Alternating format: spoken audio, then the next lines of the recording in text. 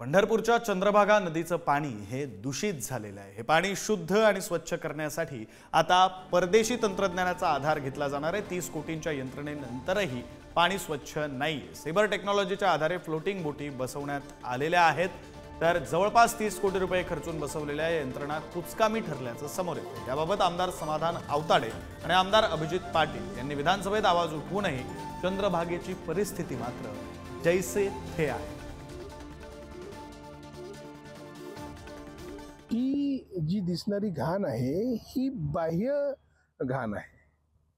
ही technology जी आहे ही अंतर्गत घाणींवरती काम करते। जसं बाह्य घाण म्हणजे आता भाविकांनी इथे टाकलेले कपडे असू द्यात, प्लास्टिक असू द्यात, जलपर्णी असू द्यात किंवा शेवाळ असू द्या, याच्यावरती ही टेक्नॉलॉजी काम करत नाही।